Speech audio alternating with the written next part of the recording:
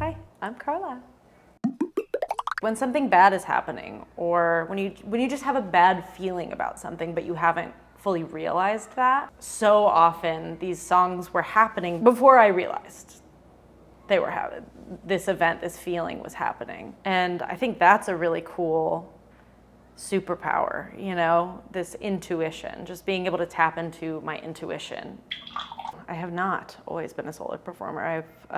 My early musical experiences were with bands. Woo Park was my first band. It was like a psychedelic neo something band. And I was also in another band called Ups and Hounds, which was like 3 female front people and then like a rock trio behind us. As those things teetered off, I started working on my own stuff.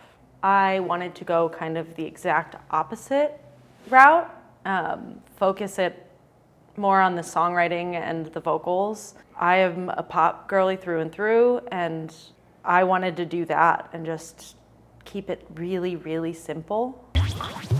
There's one particular song on the album where the last chorus is like, it's just like a comical amount of vocals, and I just kept saying yes to every idea I had. I'm like, yeah, this is a great little background part. You can't actually make out any of the things that are happening, but I was like very insistent on keeping every single vocal track. And Noam, who is a genius, found space for all of it, which is, I don't know how he does that.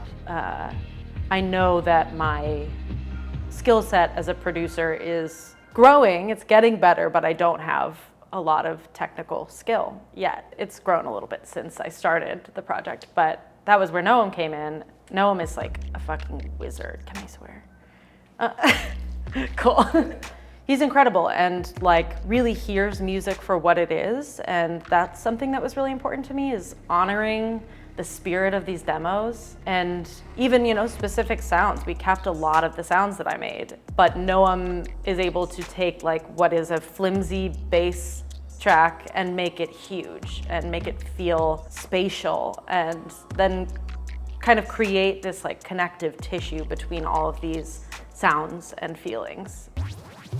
A lot of my tracks start as bass, drums, and then like a bunch of vocals. Harmony often comes from vocals for me. Building out drums and creating loops is often a thing I like to do. That is like kind of how I started writing songs, was by looping. And then the rest is just kind of filling in from there. Yeah, it often starts with melody and lyrics. A lot of voice memos. A lot of really weird voice memos in my phone, like just driving in my car. And yeah, I actually just yesterday was like starting to go through them. I'm like, oh no, there's some weird shit in here.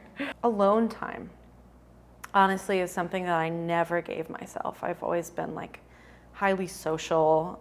I've always had relationships. I've always had roommates. I've always just had people around. It always felt good to be around people, but I have learned in the last few years, spending a lot more time alone than I ever have. Sometimes what you need to do is be alone and just feel your feelings by yourself and not bounce them off of people, not let other people's responses inform your feelings, just sit with them. I was heartbroken. I had gotten out of a relationship. Going from being heartbroken to experiencing loneliness in a new way, or aloneness, even when it hasn't been loneliness. Defeat, just a feeling of defeat. Kind of a loss of control. So it was kind of just this big period of change, a lot of social change. It begins with illusion, which is the realization moment of like, things are about to change. Something is wrong. I'm just starting to realize what that is.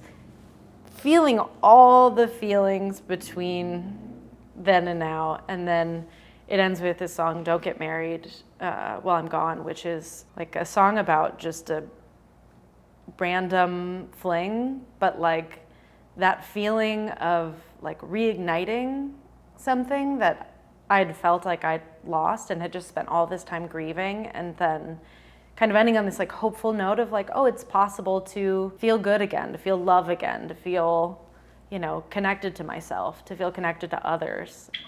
Big influences for me are like, Bjork is kind of the number one as far as a creative career. It touches so many things. I think that her ability to consistently reinvent is forever inspiring. Imogen Heap is up there for sure, probably one of my favorite producers. Robin is a big influence. I love house music, really like just about anything. I think I'm more drawn to like whether or not it's authentic than like what the music actually is.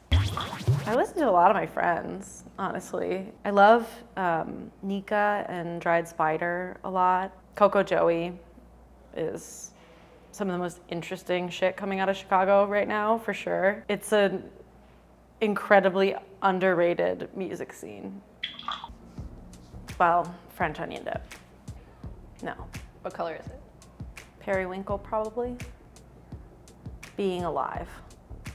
Oh, there's so many good ones. Otter at Ben's house. It was accidental. We both went for the same cheek.